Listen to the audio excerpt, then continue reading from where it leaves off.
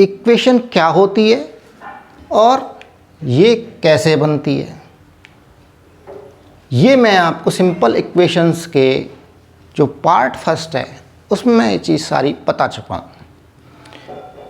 Equation में होना क्या क्या चाहिए वो भी बता चुका हूँ।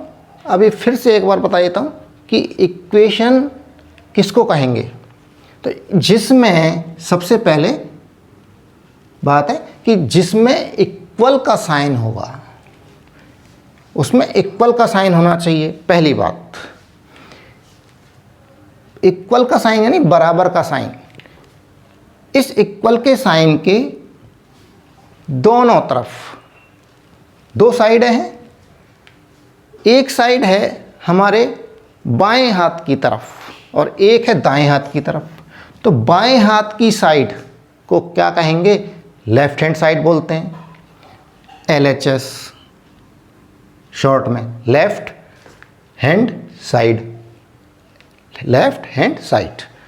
एंड इक्वल के साइन के दाईं तरफ, दाएं हाथ की तरफ, हमारे दाएं हाथ की तरफ कौन सी साइड है, RHS, राइट हैंड साइड, इसको बोलेंगे right hand side. And equal के दोनों तरफ, दोनों साइडों में क्या होती हैं, एक्सप्रेशन होती हैं। दो व्यंजक होते हैं, पहला व्यंजक और दूसरा व्यंजक। एक इधर होता है लेफ्ट हैंड साइड पर, एक होता है राइट हैंड साइड पर।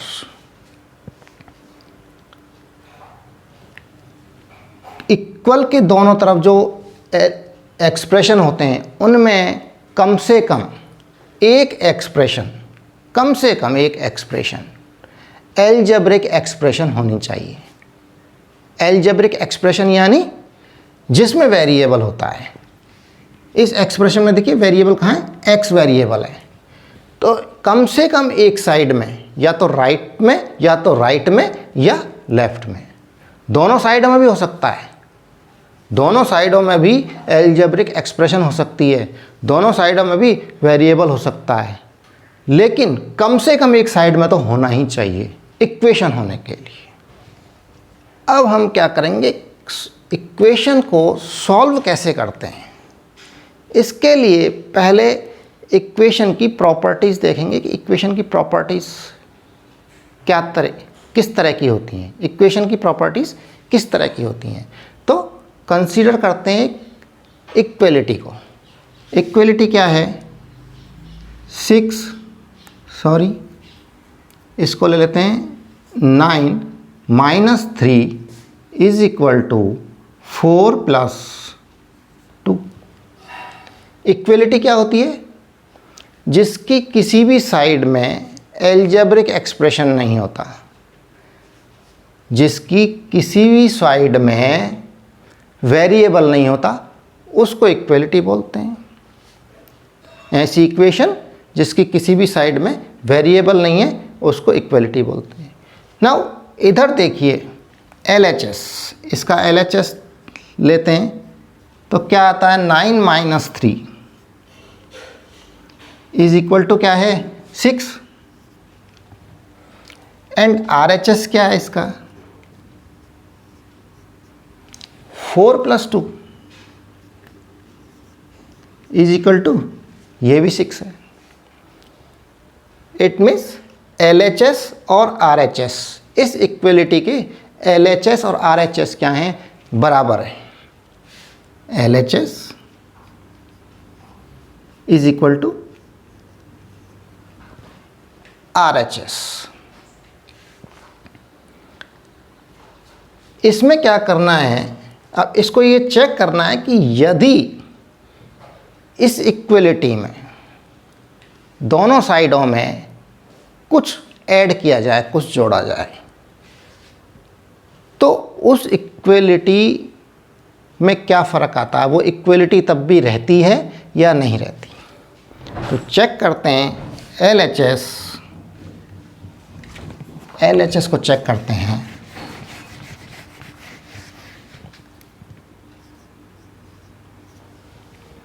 = 9 - 3। इसमें ऐड क्या करते हैं, 3 को ऐड कर देते हैं, या और कोई नंबर कर देते हैं, चलिए 4 ऐड कर देते हैं, तो नंबर क्या आएगा, 9 माइनस 3 तो 6 आ जाएगा, 6 प्लस 4 10 आ गया। LHS में 4 ऐड किया है और RHS में ऐड कर देते हैं 4। RHS is equal to 4 plus 2 plus 4 add कर रहे हैं, क्या आएगा, 4 प्लस 2 6 प्लस 4 10।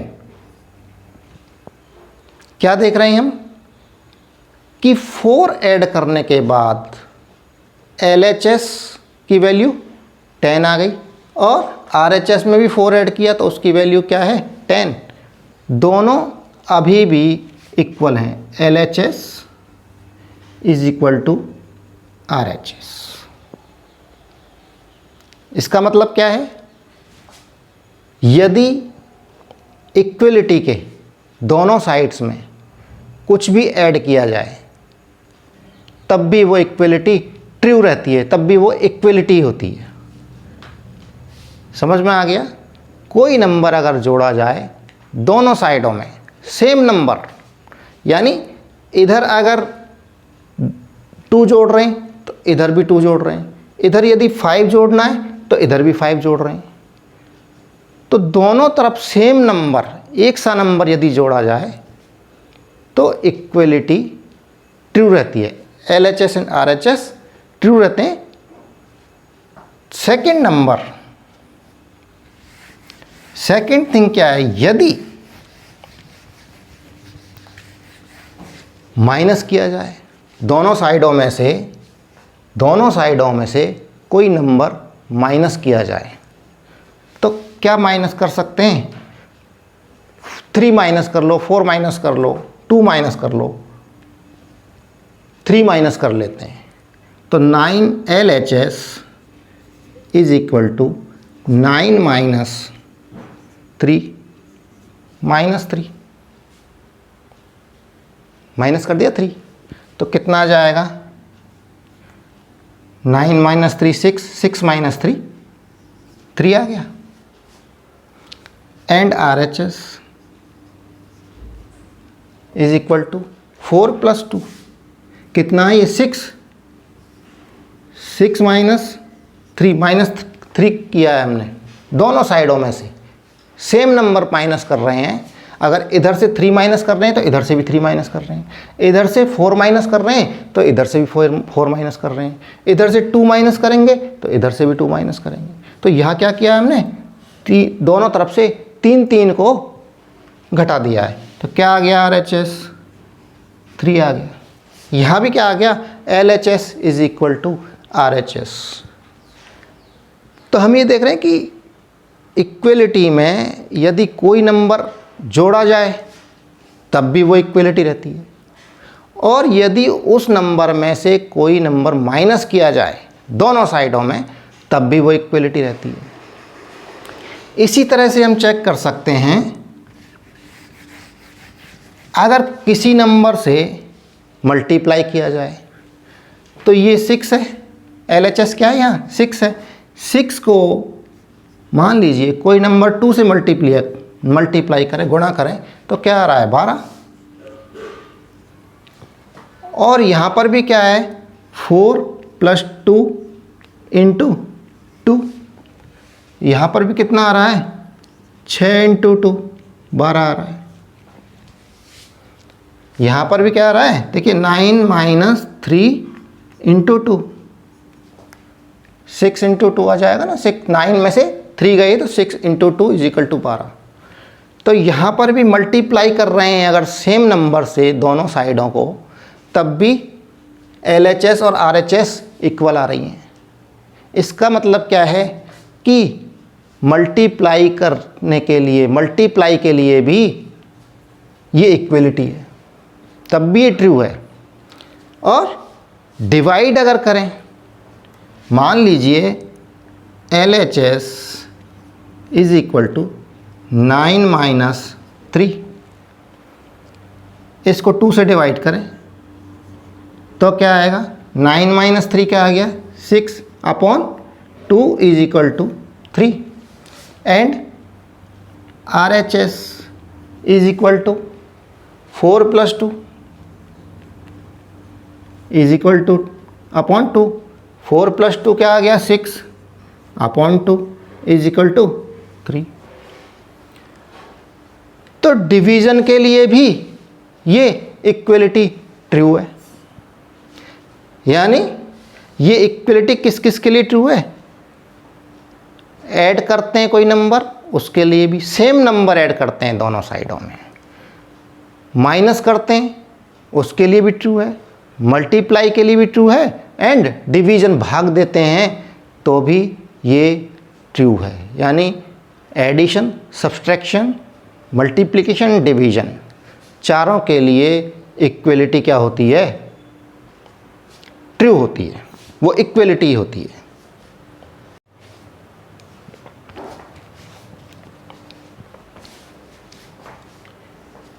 अब यदि दोनों में से इक्वलिटी की दोनों साइड से अलग अलग नंबर प्लस करें या माइनस करें तब क्या होगा? तो LHS में से मान लीजिए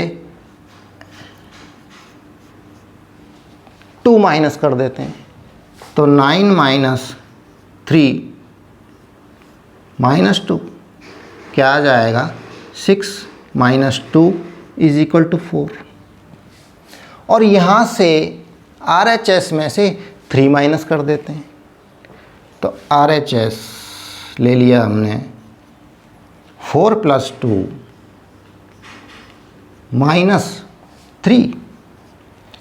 LHS में क्या माइनस किया है? 2, और RHS में क्या माइनस कर रहे हैं? 3। दोनों तरफ अलग अलग नंबर से माइनस कर रहे हैं, तो क्या आ रहा है? 6 - 3 इज इक्वल टू 3। तब क्या आया है? दोनों तरफ अलग अलग नंबर से माइनस किया है, तो क्या आई है? LHS और RHS अलग अलग आए हैं। LHS कितना आया? 4। RHS कितना आया? 3। तो क्या एक रूल बन गया? यदि इसी तरह से एडिशन में हो जाएगा, इसी तरह से सब्सट्रैक्शन में हो जाएगा, और इसी तरह से मल्टीप्लिकेशन में भी हो जाएगा, एंड डिवीजन में भी यही होता है। तो क्या रूल बन गया? यदि इक्वलिटी की दोनों पक्षों में, दोनों साइड्स में अलग अलग नंबर ऐड करें, या अलग अलग नंबर सब्सट्रैक्ट करें, या अलग अलग नंबर से मल्टीप्लाई करें, या अलग अलग नंबर से डिवीजन करें, डिवाइड करें, तो वो इक्वलिटी ट्रू नहीं होती है, इक्वलिटी होल्ड नहीं करती है, वो इक्वलिटी नहीं रहती है, क्योंकि LHS और RHS उसकी इक्वल नहीं है। अब हम ये देखते हैं कि इक्वलिटी और इक्वेशन, इक्वेशन क्या है? एक इक्वलिटी है, इक्वेशन भी एक इक्वलिटी है। इस इक्वेशन में क्या होता है? नंबर की जगह पर एक वेरिएबल है, और वेरिएबल भी क्या है? वेरिएबल भी एक नंबर ही होता है। तो जो प्रॉपर्टी इक्वलिटी में वैलिड होती हैं, वो की वही सारी प्रॉपर्टी इक्वेशन में भी वैलिड होती हैं। यानी कि यदि इक्वेशन में भी दोनों साइडों में सेम नंबर को जोड़ दें, या सेम नंबर को माइनस कर दें, या सेम नंबर से इसको मल्टीप्लाई कर दें, या सेम नंबर से डिवाइड कर दें, तब भी ये इक्वेशन ट्रू होती है, इक्वेशन होल्ड करती है। देखिए इक्वेशन को देखिए, इसके बीच में इक्वल का साइन है और दोनों तरफ 2 साइड है। इसको ध्यान करिए, बिल्कुल कैसा इक्वेशन किस तरह से होती है।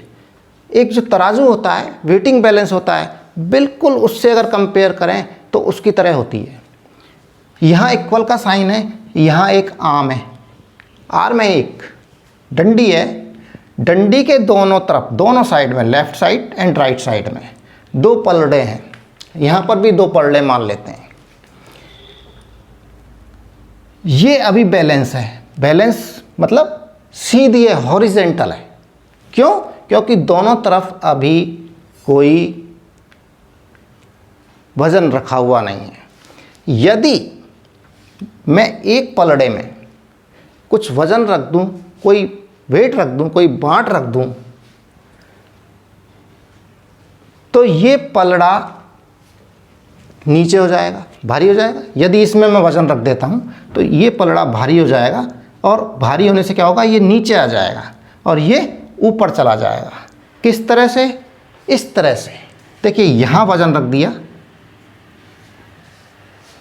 तो ये डंडी, ये जो हमारी आर्म है, ये कैसे हो गई, अनबैलेंस्ड हो गई। एक तरफ से ऊंची हो गई, एक तरफ से नीची हो गई। नीची कहाँ हो गई? जहाँ वज़न रखा है, जिस पलड़े में वज़न रखा है उस तरफ का हिस्सा, उस तरफ का सिरा नीचा हो गया, एंड जिस पर वज़न हल्का है, वज़न नहीं है, वो पलड़ा ऊपर हो गया। अब हम क्या करते हैं, इस वेटिंग बैलेंस में 5 किलो चीनी, एक थैली में 5 kg शुगर यहाँ रख देते हैं। ये रख दिया हमने, शुगर रख दिया 5 kg। और क्या किया, इसके अंदर चावल भी रख दिए। चीनी कितनी है? 5 किलो। और चावल का वज़न हमको पता नहीं है। एक यहाँ बैग चावल का रख दिया। और इसको बैलेंस करने के लिए क्या करेंगे, अब वज़न करेंगे तो यहाँ करेंगे, बाँट रखेंगे। यहाँ पर यहाँ क्या रखेंगे, बाँट रखेंगे।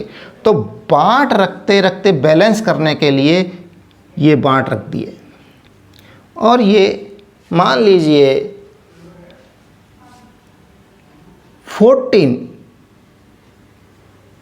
14 किलो के बाँट रखने पर ये बैलेंस हो गई।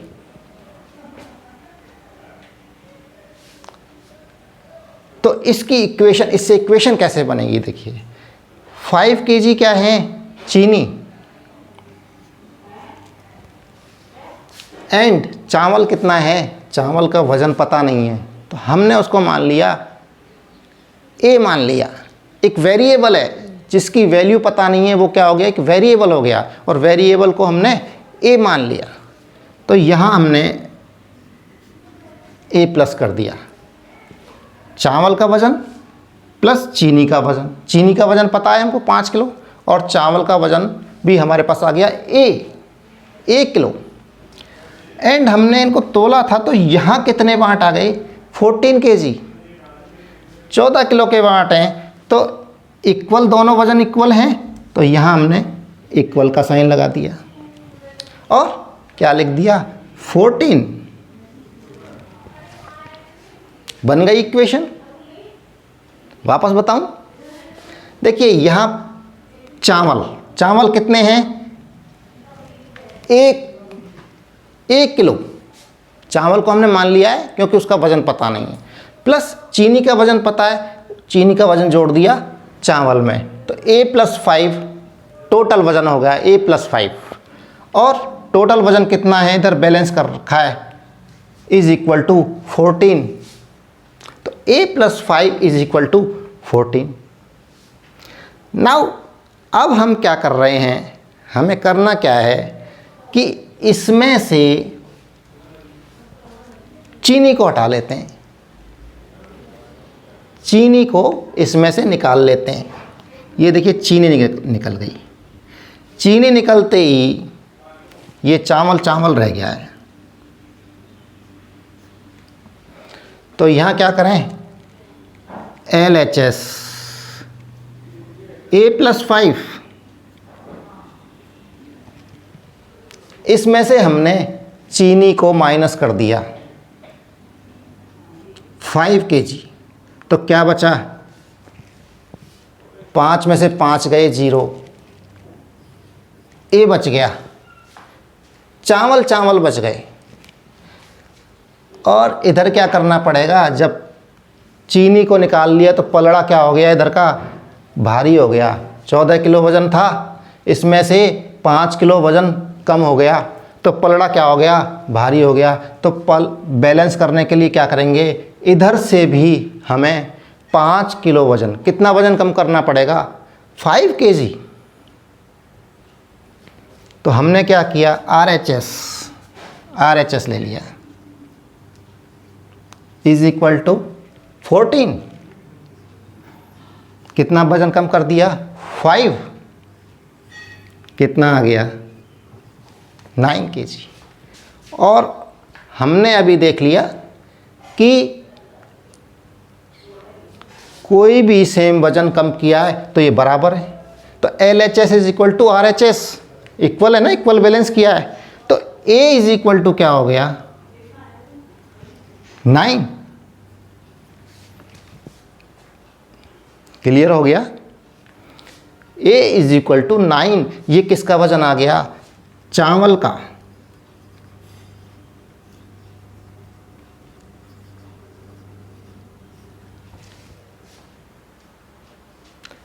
तो हमने जो अभी प्रॉपर्टी देखी थी वो किस लिए देखी थी,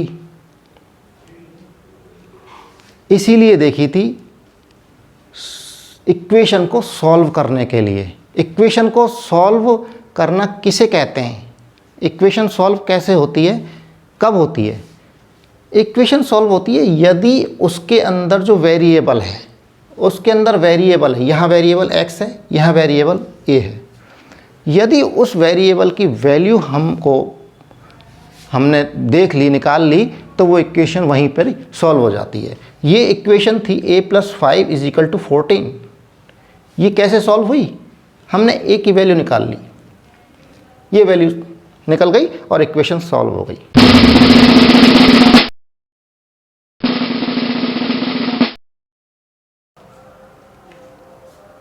अब हम इस इक्वेशन को सॉल्व करेंगे। इक्वेशन कौन सी है, x - 2 इज इक्वल टू 9।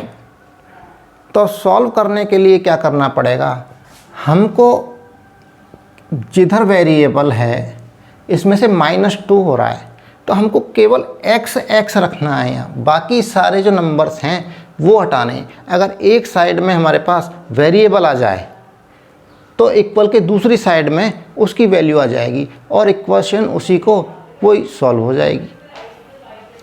तो यहाँ पर इस -2 को हटाने के लिए क्या करें, तो क्या करना पड़ेगा, इसमें प्लस यदि 2 ऐड कर दें, इस साइड में यदि +2 ऐड कर दें तो क्या होगा, 2 से 2 कट जाएगा। देखिए सब्सट्रैक्ट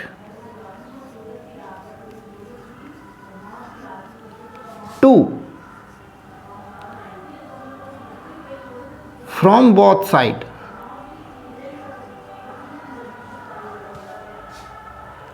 सब्सट्रैक्ट क्या करना है, ऐड करना है, क्योंकि माइनस का 2 है तो यहाँ पर प्लस का 2 चाहिए हमको, प्लस का 2 चाहिए। ऐड 2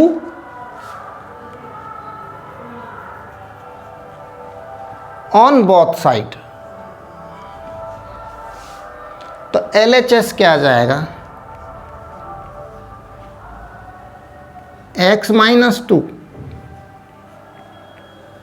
+2। LHS में +2 कर दिया तो क्या हो गया, प्लस का 2 एंड माइनस का 2 0 हो गया, दोनों कैंसिल हो गए, दोनों कट गए। तो यहाँ क्या आ गया, x, LHS में x आ गया। नाउ जब LHS में से LHS में 2 ऐड किया है तो क्या हो गया, एक तरफ का पलड़ा भारी हो गया, 2 किलो वजन यदि LHS पे रख दिया तो भारी हो गया। तो इसको बैलेंस करने के लिए, इस आर्म सीधी रहे, इसके लिए क्या करेंगे, 2 किलो इधर भी रखना पड़ेगा, 2 किलो वजन इधर भी रखना पड़ेगा। तो हमने क्या किया, RHS में भी 2 ऐड कर दिया। तो RHS इज इक्वल टू 9 + 2 क्या आ गया, 11।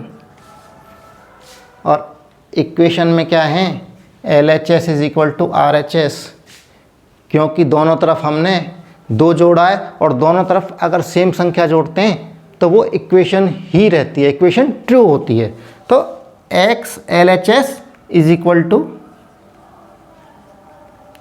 Are H S and x is equal to L H S का new L H S. New L H S क्या आ गया हमारे पास में, x and new R H S क्या आ गया 11। तो x is equal to 11, x की वैल्यू क्या आ गई 11। सॉल्व हो गई इक्वेशन। नेक्स्ट है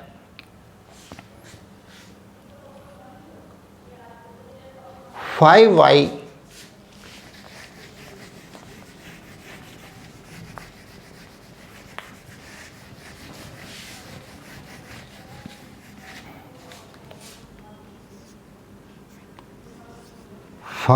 इज इक्वल टू 35।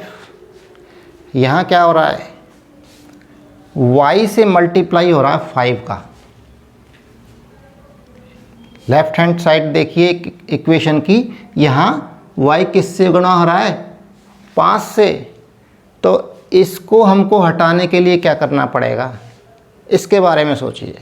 तो इसको हटाने के लिए हमको क्या करना पड़ेगा, इसको 5 से अगर डिवाइड कर दें, 5y को 5 से भाग दे दें तो क्या आ जाएगा, y आ जाएगा। और जब 5 से इधर भाग देंगे तो इधर भी देना पड़ेगा, देना पड़ेगा। तो divide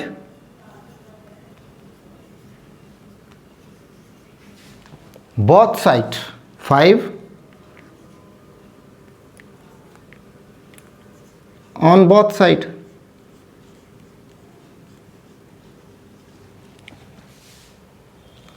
LHS, new LHS is equal to 5y divided by 5, 5y divided by 5। तो क्या आएगा, 5 से 5 कट गया तो y आ गया। न्यू LHS हो गया। अब new RHS,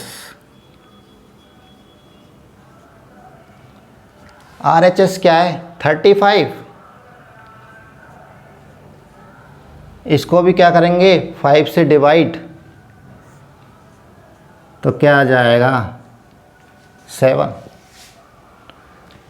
new RHS y and new LHS y and new RHS 7, दोनों बराबर हैं। तो y is equal to 7। Variable की वैल्यू आ गई, वेरिएबल की वैल्यू आ गई तो इक्वेशन भी सॉल्व हो गई।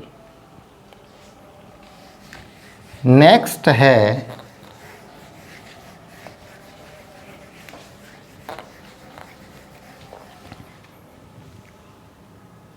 m/2 is equal to 5। m/2 is equal to 5। अब यहाँ देखिए, यहाँ किसकी वैल्यू, वेरिएबल कौन सा है, वेरिएबल यहाँ है m, बाकी के सारे क्या हैं, नंबर हैं। अब इसमें हमें m/2 की जगह केवल m रखना है, क्योंकि हमें m की वैल्यू निकालनी है। तो क्या करना पड़ेगा, क्या करें, इसमें m/2 को मल्टीप्लाई कर दें 2 से। अगर 2 से मल्टीप्लाई कर दें तो क्या आ जाएगा, m आ जाएगा। देखिए m/2 मल्टीप्लाई 2 करें तो क्या आएगा, 2 से 2 कट जाएगा तो क्या आ जाएगा m। तो क्या करें, मल्टीप्लाई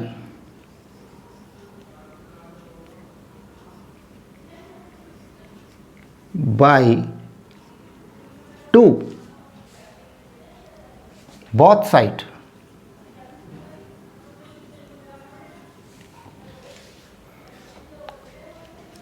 तो LHS, new LHS is equal to m/2 into 2 is equal to 2 से 2 गया m आ गया variable. New L H S क्या आ गया, एक वेरिएबल आ गया है। Now new R H S क्या है, 5 इंटू 2 क्या आ गया, 5 इंटू 2 10। तो न्यू एल एच एस क्या है m और न्यू आर एच एस क्या आ गया 10। तो m is equal to 10, m की वैल्यू आ गई 10। इक्वेशन सॉल्व हो गई।